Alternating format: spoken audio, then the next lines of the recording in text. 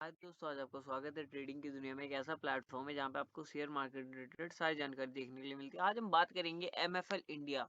इतनी बढ़िया कंपनी होने के बाद भी, इतना अच्छा खासा रिटर्न देने के बाद भी क्यों गिर रही है, क्या चल रहा है जिसकी वजह से वो गिर रही है। अगर आपको इसके बारे में, फंडामेंटल के बारे में जानना है तो आप आई बटन में जा सकते हैं।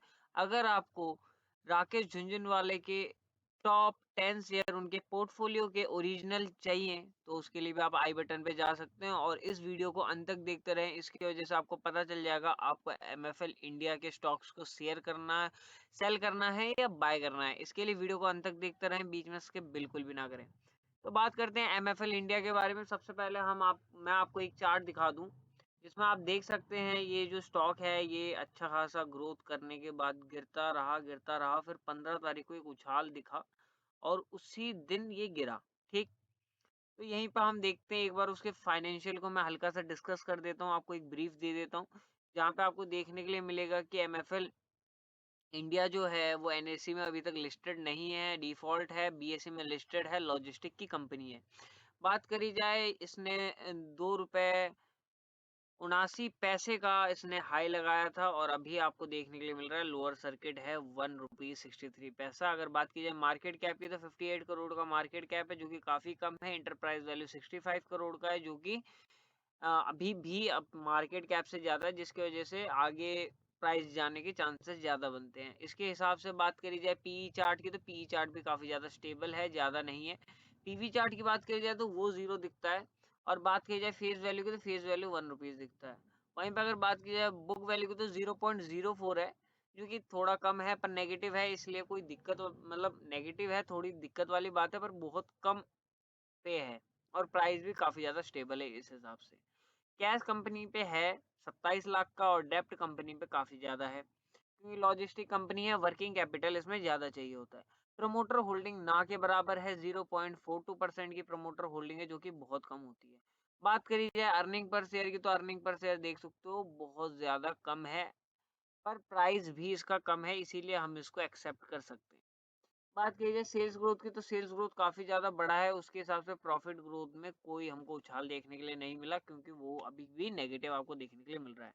आरओसी आपको बहुत ज्यादा देखने के लिए मिलता है जो कि अच्छी बात है, पर आरओई में जो आपको देखने के लिए मिलता है वो है 0 जो कि बहुत मतलब ना ही है, ना के बराबर ही है।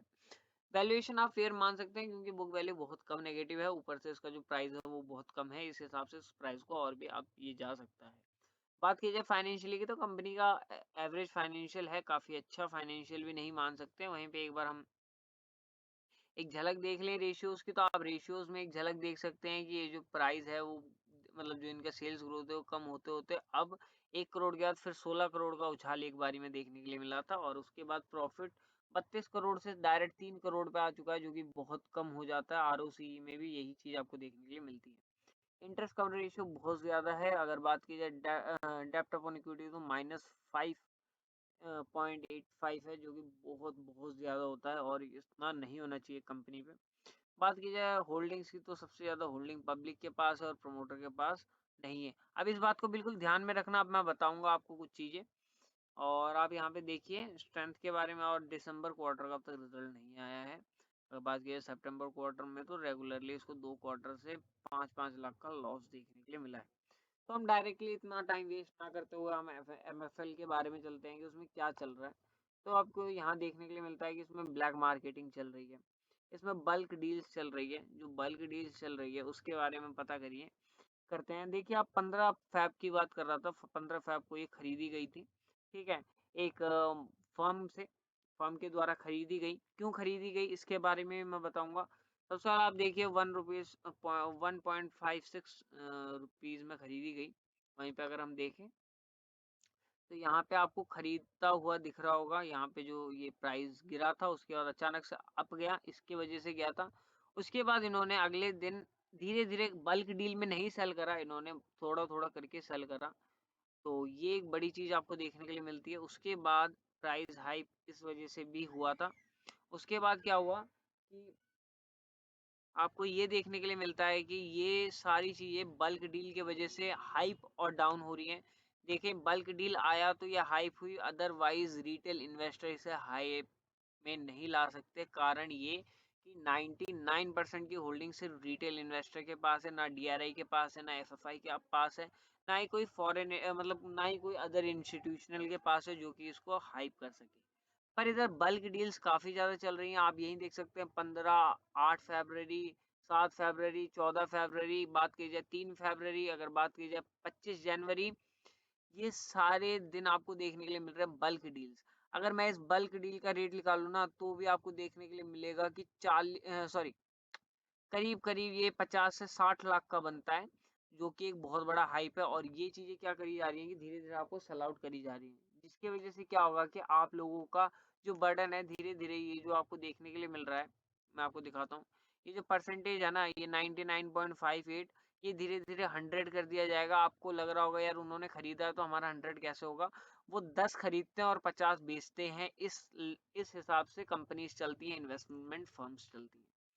तो यही चीज इसमें आपको देखने के लिए मिलती है, जैसे कि इन्होंने 2 बार खरीदा, रेगुलरली हाइप करा, पहले अपना प्राइस जो इनका था, उसके बाद जैसे ही डाउनवर्ड गया इन्होंने फिर प्राइस हाइप करा और उसको सेल आउट कर दिया, और आप लोगों को पता भी नहीं चला, और रेगुलरली आपको डाउनवर्ड देखने के लिए मिलता है। ठीक है, ये चीज आपको देखने के लिए मिल रही है। ऊपर से आप देख सकते हैं 8 तारीख को भी यही देखने के लिए मिला था, 7 तारीख से लोअर सर्किट है, 4 तारीख को भी लोअर सर्किट था, बीच में एक हल्का सा हाइप देखने के लिए मिला, उसके बाद फिर लोअर सर्किट हुआ, 3 तारीख को अपर सर्किट देखने के लिए मिला, पर 4 तारीख को वही हो गया जो नहीं होना चाहिए था। यहाँ पे आप देख सकते हैं, मैं बताता हूँ, यहाँ पे इन्होंने सेल करा, बाय करा, और यहाँ पे इन्होंने सेल करा, ₹1.79 में इन्होंने बाय करा और ₹2.13 पे इन्होंने सेल आउट कर दिया। देख रहे हैं एक दिन के अंदर अंदर ही अल्फा लियो एंटरप्राइजेस भी इसके अंदर आती है, जो कि मेरे हिसाब से आप लोगों को इस फर्म से बच के रहना चाहिए, क्योंकि ये फर्म ऐसी फर्म है जो कि बहुत लॉन्ग टर्म के लिए स्टॉक जो है उसको होल्ड करती है, उसके बाद अचानक से सेल आउट करना शुरू कर देती है, जिसकी वजह से स्टॉक जो है गिरता हुआ दिखता है। इसके ऊपर भी मैंने मतलब आपको देखने के लिए मिला होगा कि मेरे जितने भी वीडियोस होते हैं, ज्यादातर आपको अल्फा लियो एंटरप्राइजेस देखने के लिए मिलता है, इसलिए क्योंकि ये इन सारे छोटे छोटे फर्म्स में इन्वेस्टमेंट करती है और अंत में यही सेल आउट करके उस फर्म को बिठा देती है। इंडियन इन्फोटेक में भी इसने कर रखा है, एमपीएस में भी इसने कर रखा है, और भी बहुत सारे फर्म्स में इसने कर रखा है। इसलिए आप सोचे समझे तभी इसमें इन्वेस्टमेंट करें। आपको पैसा निकालना है तो जैसे ही ये सारी बाइंग्स आती हैं आप इसमें अपना पैसा निकाल सकते हैं। अगर बात कीजिए एमएफएल की, तो 1 साल के अंदर इसने करीब करीब 700% का तो रिटर्न दे ही दिया। आप लोगों के पैसे करीब करीब 2-3 गुना तो हो ही गए होंगे अगर आपने बहुत ऊपर में भी खरीदा है। अगर आपने बिल्कुल हाइप में खरीदा तो सबसे बड़ी गलती आपने ये करी है कि बिल्कुल हाइप में खरीदा है, क्योंकि इस पे मैंने पहले ही वीडियो बनाई थी और मैंने बोला था एमएफएल इंडिया को ना, मतलब मैंने ना खरीदने के लिए तो नहीं कहा था, हाँ, पर मैंने उसके फंडामेंटल को काफी पुअर बताया था उस टाइम, और मैंने बताया था कि इसमें काफी ज्यादा रिस्क आपको देखने के लिए मिल सकता है, और आप लोगों ने अगर देखा होगा तो लाजमी है कि शायद आप लोगों ने ना खरीदा हो। अगर आपने खरीदा है तो मैं यही कहूंगा कि होल्ड करके रखें, क्योंकि इसमें अभी जो रुझान आ रहा है वो बाइंग का रुझान आ रहा है, बल्क डील का रुझान आ रहा है। तो आप लोग बल्क डील जब आती है, ज्यादा बल्क डील जब आती है, तो आप लोग बिल्कुल सेल आउट कर सकते हैं। आपको पता कैसे चलेगा यार बल्क डील आ रही है, तो आपको स्टॉकेज ये प्लेटफॉर्म जो है, इस प्लेटफॉर्म्स को आप यूज कर सकते हैं, जिसका लिंक आपको डिस्क्रिप्शन में मिल जाएगा, जिसके वजह से अगर आप डिस्क्रिप्शन वाली लिंक से जाते हो तो 1 साल का जो प्रीमियम सब्सक्रिप्शन है वो आपको फ्री दिया जाएगा, जिसका जो रेट होगा 14,999। आज कंपनी ने इसका प्राइस जो हाइप करा है, तो इस वजह से मुझे प्राइस बढ़ा के बताना पड़ रहा है।